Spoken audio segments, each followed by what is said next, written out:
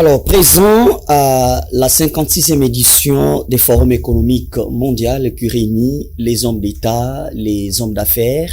En Suisse, à Genève, le chef d'État Félix-Antoine Tshisekedi Tshilombo séjourne depuis dimanche, d'après les informations sur place en Suisse. C'est pour discuter aujourd'hui, faire voir, vendre les Congos comme d'habitude au reste du monde, parce qu'il faut faire la course à l'économie mondiale, alors que certaines voix essaient d'interpeller le chef de l'État face d'abord aux accords ou à l'accord économique signé entre la RDC et entre Kinshasa et Washington. Aujourd'hui, on attend les œuvres sur terrain, on attend la praxis. En même temps, aujourd'hui, est-ce que la voix de la RDC sera-t-elle entendue, alors que vous avez suivi quelques opposants qui s'élèvent déjà pour dénoncer cette participation qui ne semble pas être une garantie pour la RDC. Au-delà de ça, nous parlons des prérogatives, mais les préalables avant les dialogues, ou bien qu'on n'a pas encore un croquis stable pour parler du dialogue en République démocratique du Congo, à part tout ce qui se passe, tout ce qui s'est dit sous la toile, pour dire que l'Angola est au chevet pour centrer l'existence du dialogue en République démocratique du Congo. Mais quid de ces différentes arrestations aujourd'hui, surtout la famille politique du sénateur à vie Joseph Kabila Kabange, aujourd'hui en exil. Aujourd'hui encore, on a suscité l'opinion pour dire que la présence des Kabila serait signalée à Goma. Mesdames et messieurs, on va en parler, on va en discuter avec l'arrestation du secrétaire. Bon, on parle de lui, un homme aussi parmi les figures emblématiques du PPRD, parti cher à Joseph Kabila. Aubin Minakou se retrouve aujourd'hui entre les mains de service. Est-ce qu'on peut parler de l'acharnement politique ou bien c'est le respect étatique de l'état des droits? On va en parler et en débattre. Sur ce plateau, vous avez les habitués du panel que vous connaissez très bien, monsieur Mara, que vous sentez aussi aujourd'hui, sa santé revient de plus en plus vers la scène politique. Merci d'avoir répondu présent à notre invitation. Merci beaucoup, monsieur Jean Nima. Merci d'abord pour l'invitation. Je salue également mon confrère, mais qui à un certain moment donné, nous constatons quand même que sa position n'a rempli la ligne communicationnelle, la ligne politique de l'Union sacrée de la nation, qui est une vision chère, chef de l'État, qui est soutenu par l'ex-gouverneur de la ville provinciale de Kinshasa, l'excellence Jatini Ngobila, à qui je présente ma considération, mes révérences, mais aussi mes salutations distinguées pour sa bravoure, mais aussi pour sa pertinente loyauté aux côtés du président de la République. Je salue les Congolais qui vont nous suivre de partout, sans oublier les agents de Congo Airways qui passaient plus de 20 mois d'arriéré. Avec les 20 mois d'arriéré, le DG Mukendi de cette compagnie aérienne a mené la compagnie vers une faillite non déclarée. Pourquoi nous sommes en train de dire ça? Il y a quelques jours, le DG de la Caisse nationale de sécurité sociale, que nous saluons, son leadership remarquable et indéfectible, monsieur Moubiaï, qui a amené quand même un nouveau vent pour sortir cette compagnie dans un gouffre, notamment de la disparition sur la liste non seulement de IATA, mais aussi de l'OACI. Mais M. Mukendi n'aide pas, ne facilite pas la tâche à M. Moubiaï, qui est l'un des partenaires aussi des actionnaires de cette compagnie Congo Airways, de bien faire son travail de relancer ce qu'on appelle les projets de la relance de cette compagnie. Il y a eu un avion qui est atterri, je crois qu'il y a quelques semaines ici à Ndjili. Cet avion a posé notamment ses traits d'atterrissage. Ce qui restait, c'était seulement la relance notamment de cette compagnie. Alors, le DG qui est du bloc maintenant la relance de cette compagnie. Le dossier est entre les mains du président de la République et aussi du VPM. Le problème, c'est au niveau de la mauvaise gestion de cette compagnie, ce qu'on appelle une défaillance administrative, merci, mais aussi qui a occasionné ce qu'on appelle la souffrance socio-économique des agents. Les agents de Congo Airways sont abandonnés, mais M. Moubiaï, qui est en train notamment de faire le tout pour que Congo Airways puisse reprendre notamment ses activités et reprendre ses vols, comme on a toujours dit, le plaisir de voyager. Ici, nous saluons le leadership de M. Moubiaï, qui, moi, j'appelle le double brassard. Merci. Le DG, le mandataire. Merci beaucoup. En train de travailler selon la vision du chef de l'État. Merci. Nous demandons à M. Moukendi Bouchité, à M. Moukendi de faciliter la tâche à M. Moubiaï de relancer la compagnie. On a sorti plusieurs millions de dollars pour ramener, acheter les avions, former les pilotes. Malheureusement, M. Moukendi avec son adjoint, merci, on court derrière le temps, qui n'arrive pas à bien gérer cet argent, et nous demandons, nous dénonçons les compétences de M. Moukendi, et nous pensons que M. Moubiaï, quelqu'un qui a fait face à un vice-premier ministre des transports, et qui aujourd'hui est en train de travailler pour que Congo puisse reprendre ses activités. Alors, en face de vous, vous avez Monsieur Soulé Academia et Mango Mango, qui est de l'ACP. Il est aussi habitué de cette émission. Je sais que le plateau allait être équilibré, pas sur le plan de la pensée, mais sur le plan du casting. Notamment, on devait avoir la présence de Maître Bob Ngoy Mujinga, qui n'est pas encore arrivé, je ne sais pas, embouteillage ou bien il y a eu quelques soucis. Sa présence sera signalée sous peu. On prend Monsieur Soulé et Mango Mango Academia. Merci d'avoir répondu présent à notre invitation.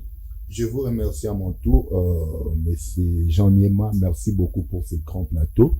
J'ai toujours été heureux lorsque je viens en face de toi comme ça. Je sais que nous allons plus parler surtout République. Et je salue aussi mon cher ami qui était un peu souffrant. Là, je le vois, que Dieu soit loué. Merci. Nous allons plus scientifiser le plateau, comme je l'ai toujours dit. Je vais vite pour saluer l'honorable sénateur Jean-Tiningo Bilambaka qui est maintenant à Kinshasa.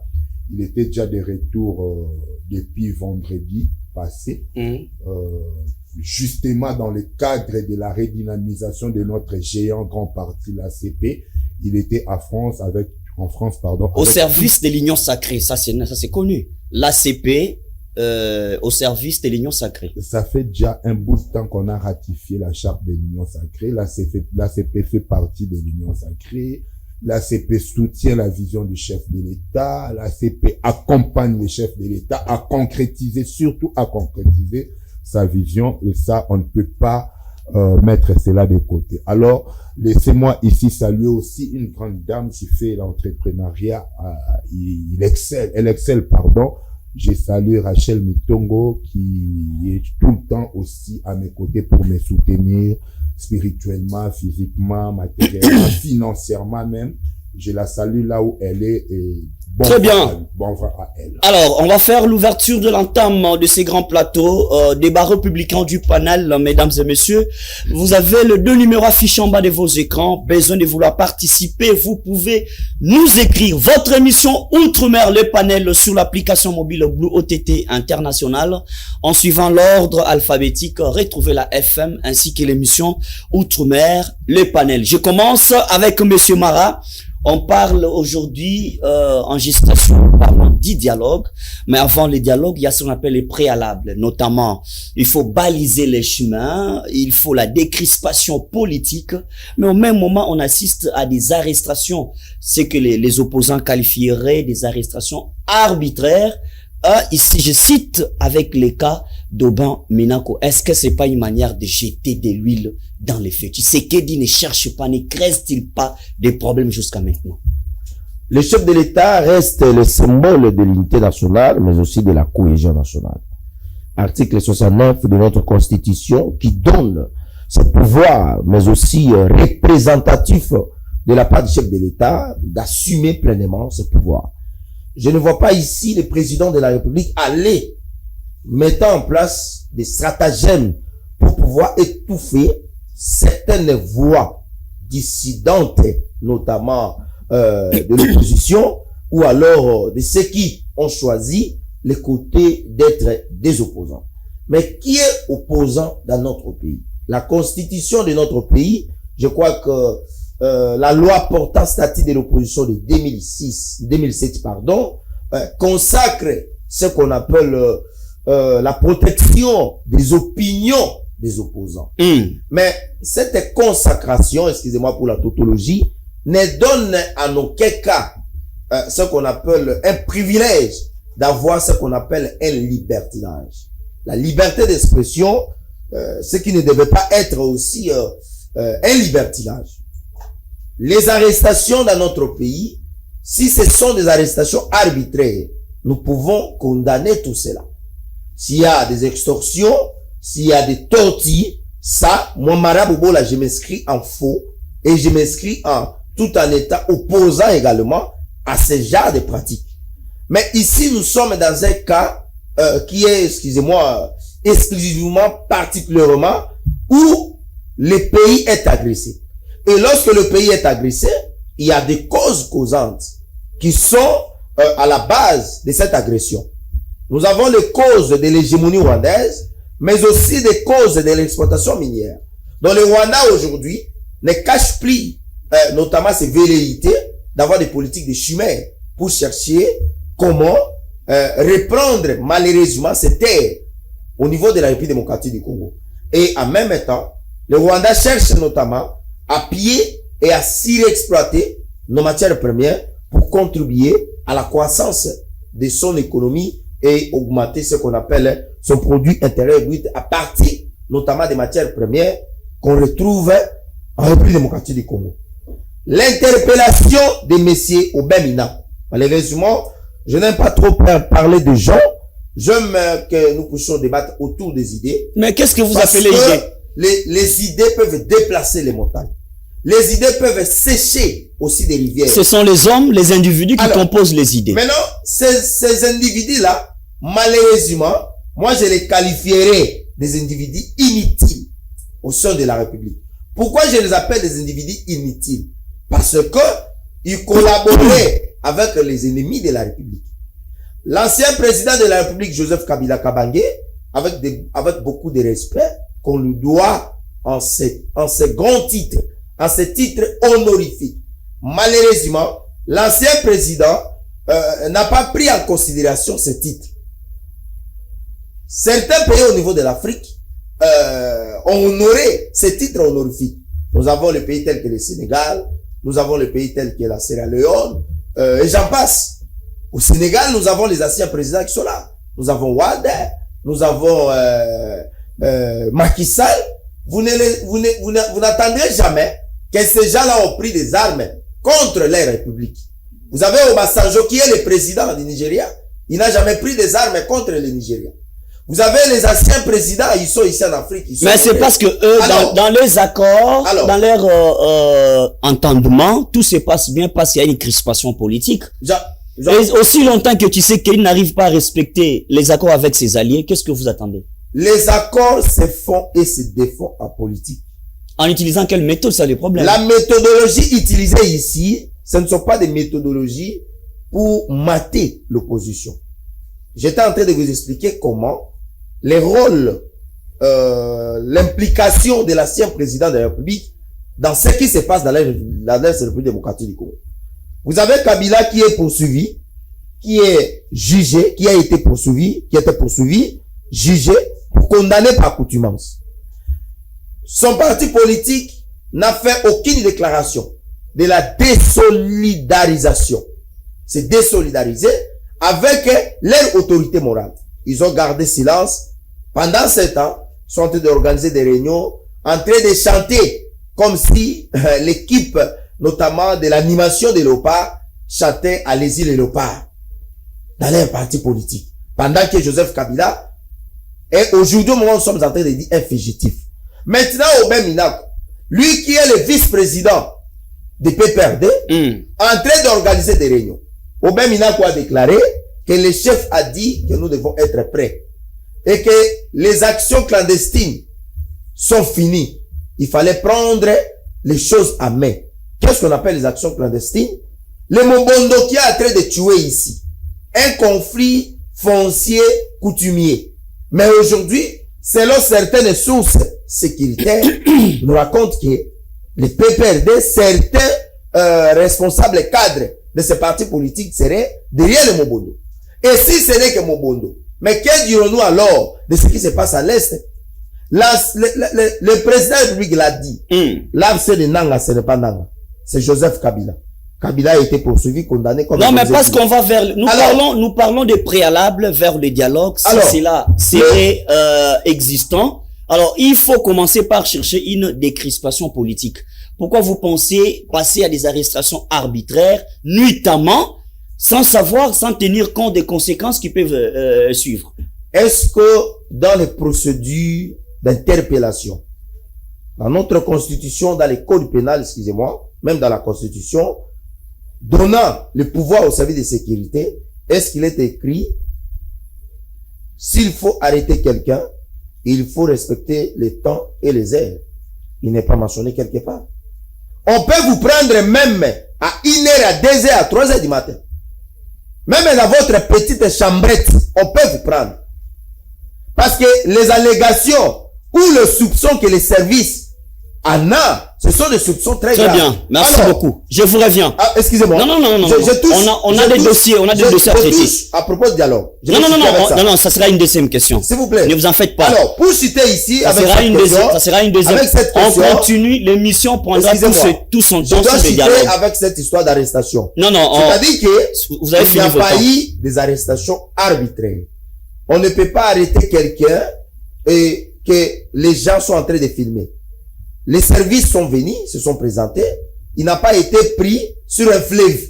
Il n'a pas été pris dans un avion. Très bien, il merci. a été pris dans son domicile. Apaisez-vous, merci. Au moment où merci beaucoup. Je vous reviens. Soupçonnent que Minaku, Chadari, tous ces gens-là sont en train d'alimenter ce qu'on appelle les hostilités à l'Est, mais aussi partout dans la République. Très bien. On peut les prendre à n'importe quel moment. Je vous reviens. Alors, Monsieur Soula-Académia, aujourd'hui, Seth Kikouni se retrouve en exil. Il y a une note qui a circulé. En même temps, parce qu'il a dénoncé son arrestation arbitraire qu'il a qualifiée en 2024. Et aujourd'hui, Aubin Minaku, qui est dans le panier des services de l'État ou le service des renseignements militaires. Est-ce que on peut parler de la présence, de l'existence, de la bonne volonté de Tshisekedi de préparer un dialogue pour une décrispation politique au pays? Monsieur Miema, encore une fois, merci. Moi, je crois que si nous voulons parler des individus ici, ça serait pas du tout bien, parce que moi, je voudrais qu'on scientifie. Nous parlons des animateurs politiques. Oui. On est libre parce que on ne peut pas parler d'une pensée sans parler d'un individu.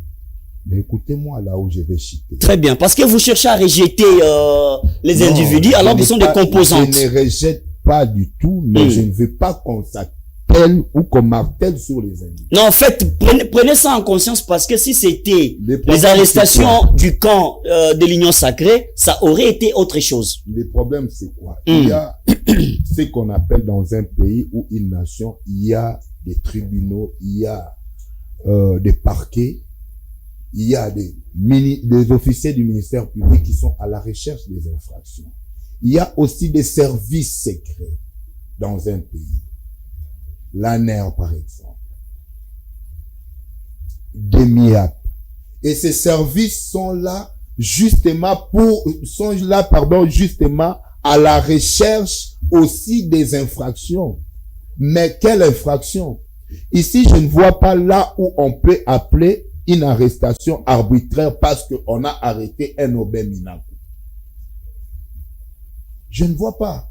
Aubin Minaku on l'a arrêté chez lui, on l'a pris dans une voiture. Je ne crois pas qu'il était même menotté. Alors, il n'y a aucun caractère ou aucune caractéristique d'une arrestation arbitraire. Non, on fait une lecture, mais c'est sûr que vous allez continuer. On fait une lecture politique.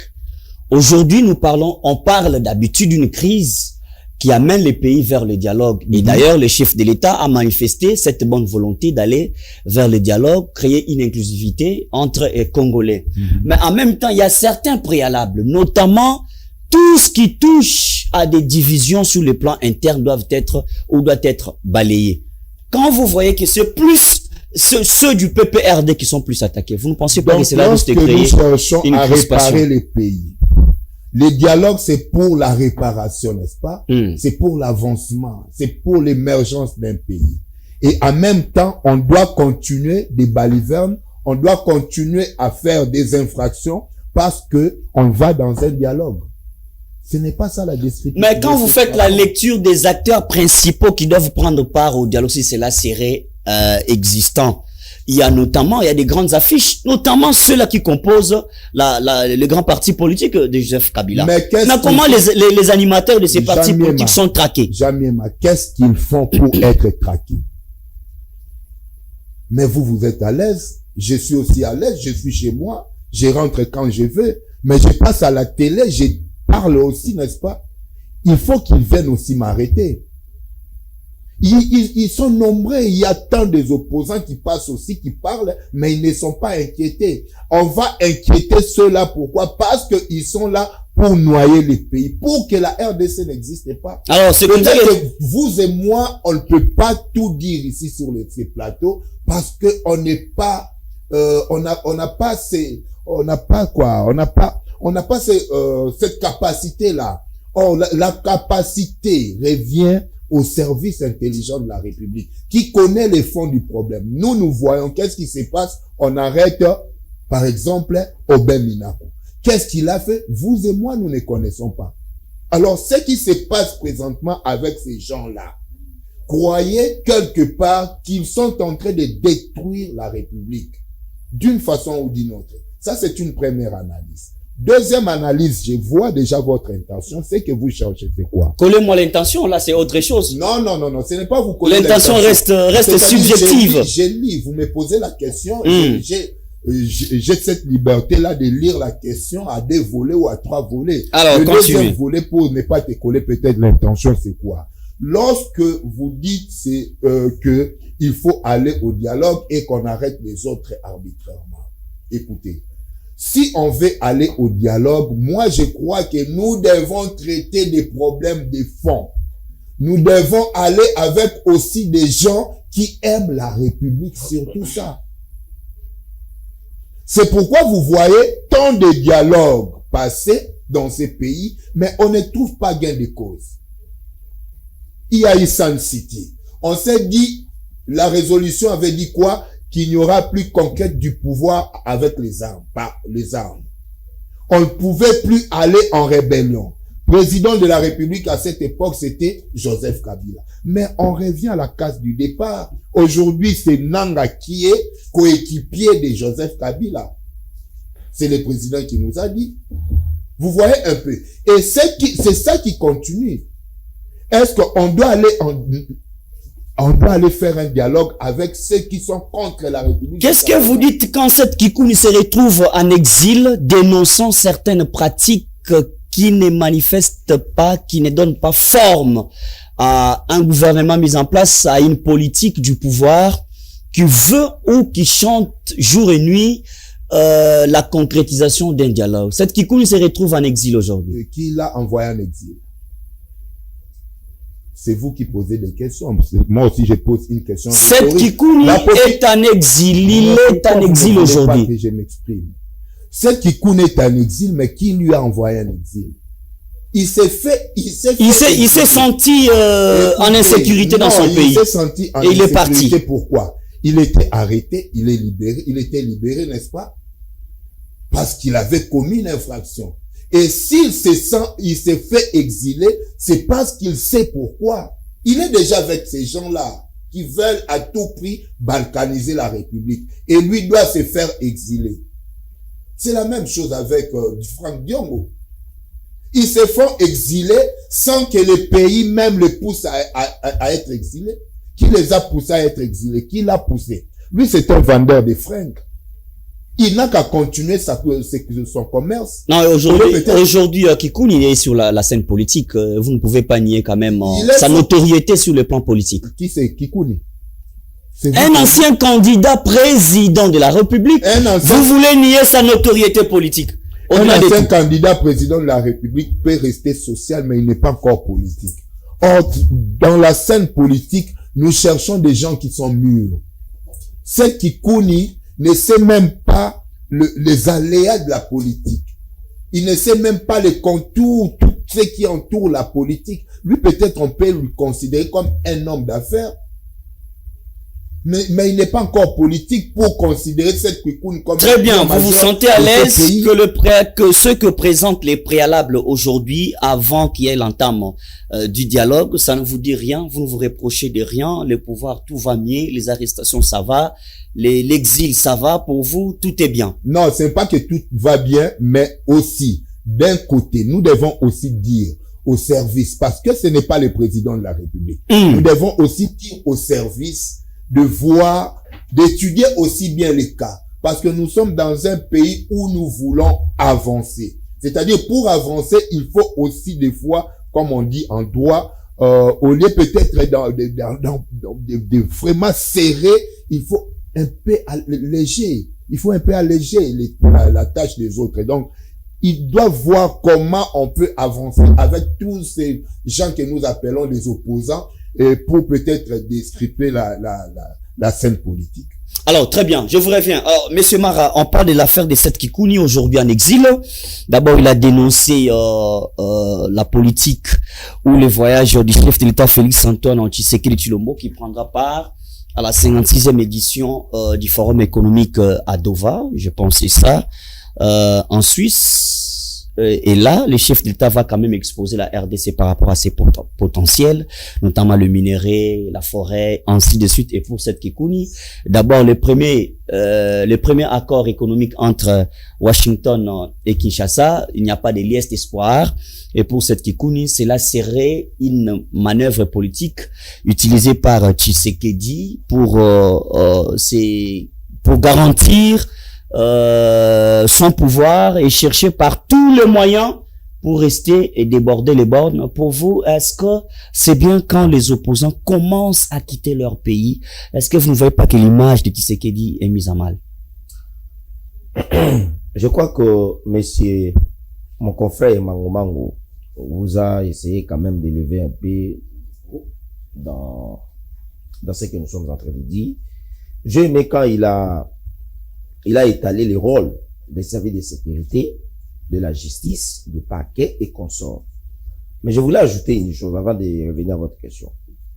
Est-ce que dans la constitution congolaise, est-ce qu'il y a des infractions qu'au cas où on arrête un opposant ou on interpelle un opposant? Ça n'existe pas. Ça n'existe pas. Au nom de diffamation contre tel opposant, ça n'existe pas. Oh, l'offense à tel opposant, ça n'existe pas.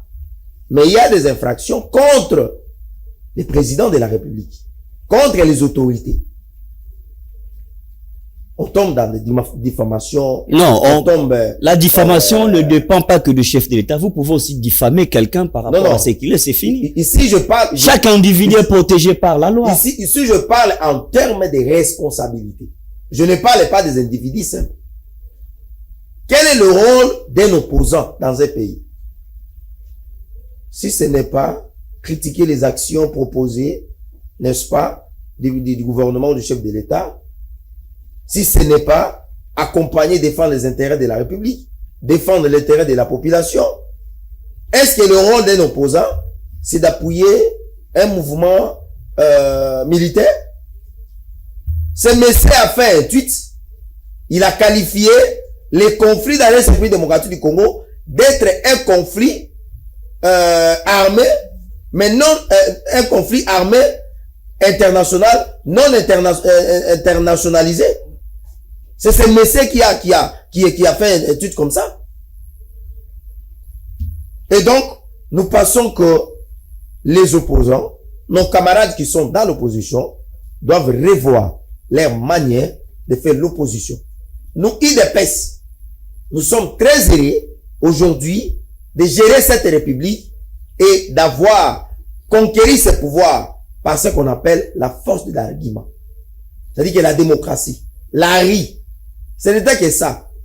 Et pendant l'exercice de notre pouvoir, nous sommes en train également de conserver ce pouvoir par la même force, qui est la force de l'argument.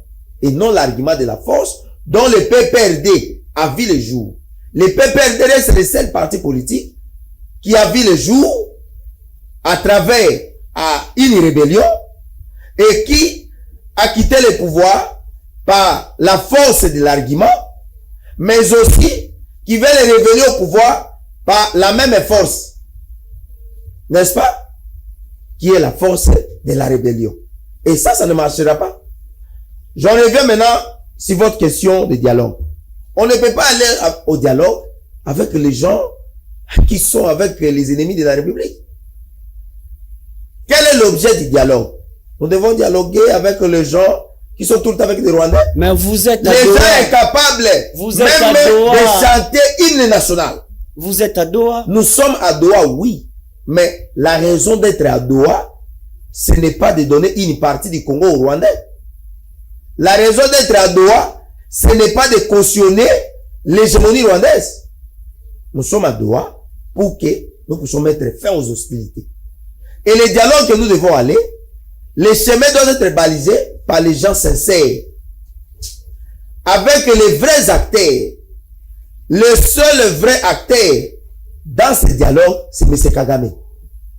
Et pour que nous puissions avoir un dialogue avec lui, il faut qu'il y ait ce qu'on appelle un dialogue après que nous avons signé, je crois que l'accord de Washington, qui a condamné le Rwanda à travers, en soutenant le mouvement de M23. Nous avons eu la résolution 2773 et consort. C'est-à-dire que le dialogue ici, ce n'est pas avec Kabila. Le dialogue, ce n'est pas avec Nanga, ni avec la Senko, ni avec les opposants ici. Le vrai dialogue, ça doit être un dialogue régional. À Doha, ce qui se passe à Doha, comment vous appelez cela? Mais écoutez, nous sommes allés à Doha, comme je vous ai dit, pour ne pas me... non, juste les noms, parce que vous refusez les dialogues, pas avec vous. Pensez maintenant faire les dialogues avec qui? Si vous refusez, Doha, non, on va accabler les autres. Doha est dans une démarche de facilitation. Doha ne fait pas la médiation. La médiation, c'est le Rwanda qui faisait ça. Médiation entre le Rwanda et la République démocratique du Congo. Mais à Doha, c'est une facilitation. Doha est un acteur choisi par la communauté internationale, soutenu par l'Union africaine, pour faciliter qu'il y ait la mise en place, notamment de plusieurs accords que nous avons signés. Je reviens maintenant ici sur votre question de ces petits messieurs. Ces messieurs a fui des dettes ici en République démocratique du Congo. Vous parlez de qui? Mais je parle de messieurs que vous m'avez posé la question. Des 7 Kikouni, des 7 Kikouni. Mais écoutez, comment vous allez nous balancer des questions de gens comme mon ami a dit ici, qui étaient en train de vendre dans des boutiques, et ils faisaient des ventes en ligne. Ça, c'est votre lecture. Des habits, nous parlons des acteurs politiques. Ça, c'est votre lecture. Ce monsieur a fui des dettes, incapable même de payer les impôts de sa boutique ici, à Zando ici. Et tellement il a accumulé des dettes, et que son patron politique, son allié, n'était pas au pays, incapable de lui aider, de pouvoir payer toutes ces dettes-là, le monsieur trouve un seul moyen. L'unique ici, c'est quoi? C'est de quitter le pays en catimini pour aller se faire proclamer un exilé. Savez-vous celui qu'on appelle un exilé? Est-ce que ce monsieur a le poids, a ce qu'on appelle un poids politique pour être recherché par les services et être déclaré un exilé? C'est comme Mangomango a dit. Il se faut même appeler des exilés. Jusque-là, le régime de Tshisekedi n'a poussé personne en exil. Vous dites vrai, alors que cette Kikouni a dénoncé dans sa lettre, il s'est senti en insécurité dans son propre pays et il a voulu trouver les paradis terrestres ailleurs. Le monsieur qui se sentait... Vous dites qu'il n'a pas de poids politique. Excusez-moi. Il ne fait même pas peur au service ni à qui que ce soit. Le monsieur qui se sentait en insécurité, il est allé prendre part avec un fugitif qui a été condamné, recherché par la justice. Après, il a défié tout un service. Il est rentré ici, il a été interpellé, et puis il a été relâché. Ça, c'est un petit poisson qui ne sait même pas le mouvement de l'eau. Très bien. Ça, c'est un petit oiseau qui ne sait même pas la direction du vent, comment ça souffle. C'est-à-dire que ce monsieur, ce n'est pas un exilé politique. Il a fui des dettes ici, et il est allé là où il est allé, et après, il va retourner ici. Très bien. Le régime de Tshisekedi, depuis que nous sommes au pouvoir, nous, IDPS, avec nos alliés, que nous respectons, nous considérons, nous n'avons jamais envoyé, poussé, ne serait-ce qu'une seule personne en exil. Je prends le cas de Katumbi. Katumbi, c'est un exilé politique. C'est comme moi, je vous ai toujours dit. Ce monsieur est allé suivre les matchs ici en Égypte. Mazembe a été bâti. Et suite à la défaite de cette équipe Mazembe, le Messia a pris fuite pour aller en Belgique et aller à Washington, aller prendre des photos aux côtés des drapeaux américains et il s'est fait proclamer celui qu'on appelle un exilé politique. Très bien. Il fut exilé politique sous Mobutu, sous Laurent Désiré Kabila, sous Joseph Kabila, sous Félix Tshisekedi. Merci. Et sa vie sera une vie Merci. de tout ça. Voilà pourquoi je salue ici la bravoure, mais aussi la pensée de ce grand homme de Dieu, le prophète de la nation, que j'appelle le vrai patriote, le prophète Molindo Agile, qui a dit pourquoi certains opposants, certains Congolais inutiles, pensent que pour prendre le pouvoir, il faut se faire ennemi de la République, tuer les Congolais, Merci. marcher sur le sang des Congolais. On prend un autre Et point. ce prophète a appelé les enfants de Dieu à prier pour le président de la République. C'était le 4 janvier, ici à l'esplanade du Palais du Peuple. Et voilà un peu les hommes de Dieu que nous encourageons. Mais ce n'est pas avec ces gens-là qui ont des sultans qui collaborent, voilà, avec les ennemis, qui sont en train d'aller bénir les gens qui tuent, qui pillent, qui violent, et après ils vont dire, Très nous bien. voulons aller au dialogue. Et Alors. donc, nous pensons que les pensées des prophètes Molindo Agile, ce sont des pensées qui peuvent amener la République vers une paix durable. Alors, Et monsieur, nous condamnons monsieur tout Soulé acte. Académien, merci beaucoup. Monsieur Soulé Académien, on parle de la garantie de la faisabilité. Quelle peut être la faisabilité autour du dialogue pour garantir les parties prenantes qui auraient une sorte de sincérité? Est-ce que vous pensez qu'il y a un dialogue qui serait chapeauté par l'Union africaine? Est-ce que cela garantit une paix? Est-ce que cela garantit une décrispation politique au sein de la classe politique interne de la RDC?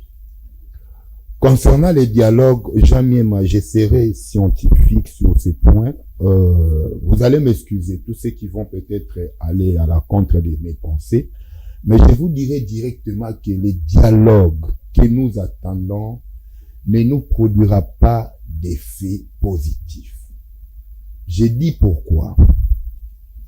Renseignons-nous sur le passé. Je viens de dire tantôt que nous avons connu un dialogue de haut niveau qui était sans suite. Avec les évêques, n'en parlons même pas. Nous avons fait tant de dialogues dans ces pays, mais on retourne toujours à la case du départ. Pourquoi? Parce que nous ne voulons pas nous organiser d'abord nous. S'organiser ne veut pas dire qu'on doit nécessairement s'asseoir pour parler. Oui, c'est très bien. C'est une diplomatie aussi que le chef de l'État est en train de remplir comme formalité en tant que chef de l'État. Mais je vous dirai tout de suite, tous ces pays que vous voyez, qui nous entourent, les internationaux, Washington, France, Belgique, Suisse, tous ces pays, leur source reste que la RDC. Comment voulez-vous qu'ils nous amènent à retrouver la paix? C'est impossible. Réfléchissons une fois, ensemble avec le président de la République et tous ses collaborateurs. Vous croyez que là où la source continue à jaillir, c'est-à-dire jusqu'à présent, nous renfermons des minéraux, coltan, cobalt, zinc, diamant, or, nous en avons. Et tous ces pays-là comptent sur la RDC. C'est pourquoi, pour la petite histoire, peut-être les gens ont oublié. Lorsque Mobutu était encore au pouvoir, ils se sont dit quoi? Washington a dit, nous devons créer un mouvement. Ils ont créé l'AFDEL en 1996. C'est Washington qui a créé l'AFDEL. Et il a associé quelques structures politiques congolaises. Et c'était ici, je vois Ngandou avec son parti politique, Laurent Désiré avec son parti politique, et les autres 4 autres que j'ai oublié même leur nom des partis politiques. Déogracia Bouguera aussi. Mais ils ont associé ces gens-là dans le but seulement que les têtes congolaises se retrouvent dans cette structure ou dans ces mouvements pour venir faire quoi? torpiller les richesses congolaises. C'est ce qui se passe. On peut prendre l'Union africaine, on peut prendre tous ces gens qu'on veut là. Leur but, simplement, c'est nous voiler. Mais c'est ce qu'on demande au président Tshisekedi, de faire un sursaut. Pourquoi pas qu'il puisse convaincre à lui seul les opposants que vous qualifiez aujourd'hui armés, ceux qui sont armés, non armés, ainsi de suite. S'il avait fait un sursaut de lui-même, cela ne pouvait pas nous amener jusqu'à ce niveau ici. C'est son refus d'avoir refusé qui fait maintenant appel à des médiateurs. Le refus de Félix Tshisekedi par rapport à quoi? C'est Félix Tshisekedi qui est jusqu'à présent président de la République. Légalement, pas illégalement. Il est légalement élu. La Cour constitutionnelle a dit que c'est Félix Tshisekedi qui est président. Alors, il faut pas passer à un coup d'état stratégique ou politique. C'est que les opposants veulent peut-être faire. Ils vous diront quoi? Ils vous diront, ou les opposants? Ils vous diront, si nous allons au dialogue, il faut que le président de la République alongola bagalon nae. C'est ce qu'ils veulent. Que le président ne soit pas président avant d'aller en dialogue. Or, c'est faux déjà. Une mauvaise thèse. Mais ici, je vous disais, nous avons un problème d'hommes d'abord. Pour la République démocratique du Congo. Mais il y a l'Union sacrée qui est là. Quelle union sacrée? Mais quand vous parlez, on a un problème d'hommes. C'est une structure qui réunit vous avez l'Union les hommes. sacrée où vous avez des grandes affiches, des grandes têtes, des grandes intelligences. Vous me renvoyez d'ailleurs quelque part. Vous parlez de l'union sacrée. Ce qui se passe présentement au pays, c'est dans l'union sacrée que ça se passe. Les désordres, les problèmes des honoraires des avocats de la République. Vous avez appris ça, n'est-ce pas? Le ministère de la Justice et le ministère des Finances, les Doudou Fouambali Boutaï, qui fait très bien son travail, mais il y a quelques membres aussi de l'union sacrée dans les groupuscules qui se créent au sein d'une plateforme au pouvoir. Une plateforme au pouvoir qui voulait noyer les autres qui font du bon boulot. Très bien. Et aujourd'hui, avec Kinshasa, nous sommes où? Kinshasa a disparu parce que on a voulu noyer qui? Ngobila. Tout remplacé par quelqu'un de nous. Celui que nous voulons, celui que vous voulez, a noyé maintenant la ville de Kinshasa. On va finir l'émission bientôt. Je disais que le dialogue, le dialogue, nous voulons des hommes intègres. Et ils ne se retrouvent plus dans les générations passées là. Au moins, nous avons besoin de quelque chose. Même pas dans l'union sacrée. Même pas. Très bien. Je vous dis, le dialogue, ce n'est pas question de l'union sacrée. On parle de la République. Le dialogue ici, ce n'est pas l'union sacrée. L'union sacrée est une structure qui regroupe les partis politiques, les regroupements. On ne sent pas l'unanimité, où il y a des groupuscules, les gens qui s'entrecusent entre eux. Très bien, on vous a écouté, on va prendre la parole à l'autre. En disant ceci, on ne peut pas avoir unanimité lorsque on regroupe des individus. Pourquoi? Parce que chaque parti politique a son idéologie, sa vision aussi. Merci. Malgré que nous sommes sous la vision d'un seul homme, le chef de l'État. Merci. Mais le chef de l'État sait aussi que dans l'union sacrée, c'est éparpillé. Ah, mais au moins, il est là comme chef de l'État. Vous avez suivi votre co-débatteur, votre confrère, tel que vous l'avez dit, de l'union sacrée. Est-ce qu'on peut dire aujourd'hui ce qui arrive au chef de l'État, qui se retrouve face à une politique qui semble être indéfiniment mal gérée parce que l'union sacrée n'arrive pas à permettre au chef de l'État de préparer des armes politiques efficaces pour contraindre ses adversaires. Est-ce que l'union sacrée peut être à la base aujourd'hui de tous ces désordres? Bon. Ne cherche pas à dédouaner alors qu'il y a des frustrations au sein de l'union sacrée. Vous avez suivi la franchise de votre éco-débatteur. Jésus-Christ est né dans une maison qu'on appelle dans une bergerie. Il n'y a pas eu l'unanimité pour l'acceptation de sa naissance. Il a grandi, il a commencé à choisir des disciples. À l'intérieur, n'est-ce pas, les disciples du Seigneur, Dieu créateur des choses et la terre, fils de Dieu, il y a éveillé des frustrations. Et c'est ce qui a créé que Judas puisse aller prendre l'argent, entre guillemets, pour vendre les fils de l'homme. Parce que Judas était trop sûr. Il savait que ce monsieur, c'est un mystérieux. Il va disparaître le jour où on décidera de les prendre. Moi, je prends l'argent et quand il va disparaître, je dirais quoi? Ce n'est ni mon problème. Je voulais livrer ce messieurs, mais vous avez été incapable de les maîtriser. C'est-à-dire quoi? L'Union sacrée reste une famille. Sans franchise, et c'est tout à fait logique selon lui. L'Union sacrée, c'est une famille politique. Mais il fait une lecture. Vous cherchez à dédouaner les désordres au sein de l'Union sacrée. Non. Alors que le mal s'empire et ça détruit votre famille politique. Non, on ne peut pas cautionner les mal. Les mal restent les mal. Et s'il faut pas aller avec derrière les dos du couillère. Je vous vois tourner avec des phrases à monsieur Mara. C'est-à-dire que un message fort à l'Union sacrée. Au sein de l'Union sacrée de la nation, on peut toujours avoir des distractions. Mais la seule personne qui sa distraction peut déranger la survie de cette méga plateforme politique et électorale, c'est la distraction de cette personne-là qui a créé l'Union sacrée. Ah, mais, donc, est-ce que vous avez suivi votre co-débatteur? Je l'ai suivi. Doudou Famba pleure aujourd'hui. Écoutez. Parce qu'il y a les gens au sein de l'Union sacrée qui créent des manœuvres pour salir la réputation d'un ministre comme Doudou Famba. Écoutez. Qui fait très bien son travail. Alors. Moi, je ne veux pas. Vous voulez dédouaner les personnes de l'Union sacrée. Ce ne sont pas les opposants qui le font, hein. Vous êtes seuls. Alors, on nous fait signe, faites un point de chute. Vous voyez, au sein de l'Union sacrée de la nation, nous avons des gens qui sont loyaux, les gens qui restent fidèles et qui croient à la vision du chef de l'État. Je pense.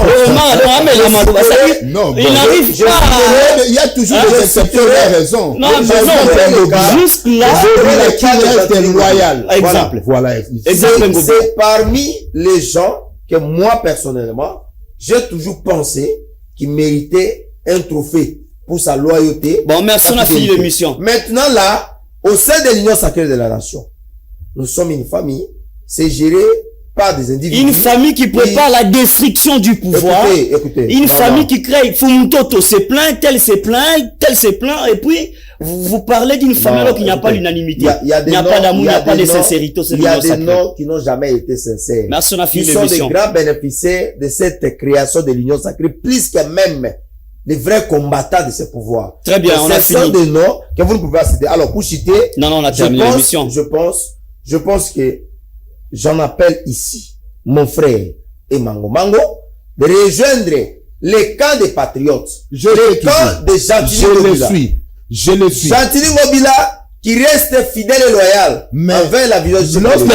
Vous voulez exclure la sincérité. Vous voulez exclure la sincérité. Non, je n'exclus pas cette sincérité. Un patriote, c'est celui qui dit la vérité pour l'avancement de son pays. De cette sincérité, tout en disant que merci. Au sein de l'Union sacrée des nations, merci beaucoup. On a fini. Non, moi je suis contraire de Toto et Nana. La bravoure. Merci, on a fini. On a fini l'émission. Vaillante, combattante. Émission pardon. On a fini l'émission. Nous sommes entrés de comprendre que les chefs de l'État n'ont pas abandonné. Merci à l'équipe technique de la FM. Merci à vous tous de nous avoir suivis. On se retrouve très prochainement avec les mêmes plaisirs.